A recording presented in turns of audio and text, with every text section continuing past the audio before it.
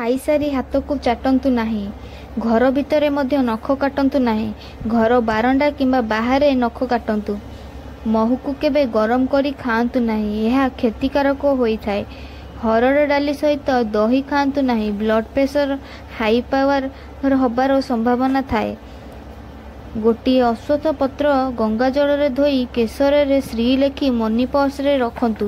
ଏହା କରିବା ଦ୍ୱାରା ପର୍ସରୁ କେବେ ବି ଟଙ୍କା ଖାଲି ହେବ ନାହିଁ। ଝାଡ଼ୁରେ ଗୋଡ଼ ଲଗାନ୍ତୁ ନାହିଁ। ଶନିବାର ଦିନ ଘରକୁ ଝାଡ଼ୁ ଆଣନ୍ତୁ ନାହିଁ। ଘରର ପଶ୍ଚିମ ଦିଗରେ ଝାଡ଼ୁ ରଖିଲେ ଶୁଭ ଫଳ ମିଳିଥାଏ।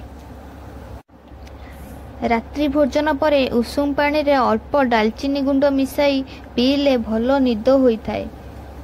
ଯାଆଁଳା କଦଳୀ ଶିବଲିଙ୍ଗରେ ଘର୍ଷଣ କଲେ ଶୁଭ ଫଳ ମିଳିଥାଏ। ଚାକିରି ଧନ୍ଦାରେ କିମ୍ବା କୌଣସି କାର୍ଯ୍ୟରେ ବାରମ୍ବାର ଯାଇକି ଯଦି ବିଫଳ ହେଉଥାନ୍ତି, ଶ୍ରୀମଦ୍ ଭାଗବତ ଗୀତାର ଶେଷ ଶ୍ଲୋକଟି 21 ଥର ଜପ କରି କାର୍ଯ୍ୟରେ ବାହାରନ୍ତୁ। ଅଶ୍ୱତ୍ଥ ବୃକ୍ଷ ମୂଳକୁ ରାତ୍ରିରେ କେବେ ବି ଯିବେ ନାହିଁ। ଅଲକ୍ଷ୍ମୀଙ୍କର ବାସ ରାତ୍ରିରେ ହୋଇଥାଏ। ନିଜର ଇନକମକୁ ଡବଲ କରିବେ କେମିତି? କୌଣସି ଏକ ଶୁକ୍ଳପକ୍ଷ ପ୍ରଥମ ଶନିବାର ଠାରୁ ପୁରୀ ଆଉ ତରକାରୀ ଗରିବ ଲୋକଙ୍କୁ ରାନ୍ଧିକରି ବାଣ୍ଟନ୍ତୁ। ଏହା 11ଟି ଶନିବାର କରିବେ। ନିଜେ ରୋଷେଇ କରି ବାଣ୍ଟିବେ।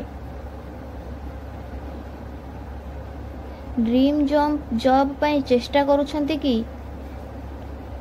ତାହେଲେ 47915425 ଏହି ନମ୍ବରକୁ କୌଣସି ଏକ ପେପର କିମ୍ବା ନିଜ ହାତରେ ଗ୍ରୀନ୍ ପେନ୍ରେ ଲେଖିକି ବାର ବାର ସେହି ନମ୍ବରଟିକୁ ଜପ କଲେ 10 ମିନିଟକୁ ଥରେ ବହୁତ କମ୍ ସମୟ ଭିତରେ ଆପଣଙ୍କୁ ଆପଣଙ୍କର ଜବ୍ ମିଳିଯିବ। ବିଛଣା ବା ଶେଜ ଉପରେ ବସି ଭୋଜନ କରନ୍ତୁ ନାହିଁ। ଖାଇବା ଥାଳିରେ କେବେ ହାତ ଧୁଅନ୍ତୁ ନାହିଁ। ଭୋଜନ କଲାବେଳେ କଥାବାର୍ତ୍ତା କରନ୍ତୁ ନାହିଁ। ଏରୁଣ୍ଡି ବନ୍ଧ ଉପରେ ବସିଲେ ଘରୁ ଲକ୍ଷ୍ମୀ ଛାଡ଼ିଯିବେ। ରସୁଣ ଓ ପିଆଜ ଚୋପା ଘରେ ଉଡ଼ିଲେ ଘରେ ଦରିଦ୍ରତା ଆସିବ।